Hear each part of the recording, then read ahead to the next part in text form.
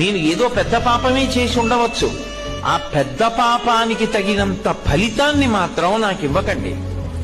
అంత పెద్ద అశుభవార్త నేను వినేటట్టుగా చేయకండి. దానివల్ల నేను తల్లడిల్లిపోయేటట్టుగా నన్ను మార్చకండి. జీవితాంతం ఏడవలసినంత పెద్ద పెద్ద శిక్షలు నాకు వెయ్యకండి. మరి నీ పాపం ఎలా పోతుంది? నన్ను అనుగ్రహించండి. నేను తప్పు చేశాను. ఎందుకు చేశాను? మీరున్నారని తెలియక చేశాను ఒకప్పుడు ఆ పాపం.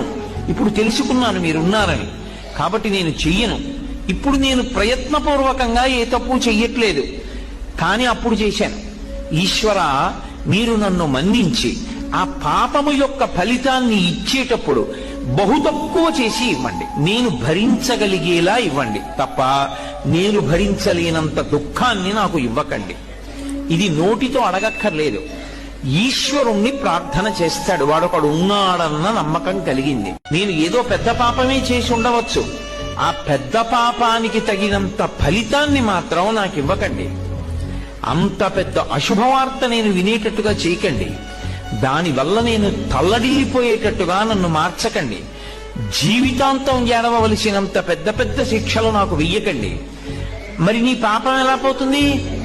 నన్ను అనుగ్రహించండి. నేను తప్పు చేశాను. ఎందుకు చేశాను? మీరున్నారని తెలియక చేశాను ఒకప్పుడు ఆ పాపం. ఇప్పుడు తెలుసుకున్నాను మీరున్నారని, కాబట్టి నేను చెయ్యను. ఇప్పుడు నేను ప్రయత్నపూర్వకంగా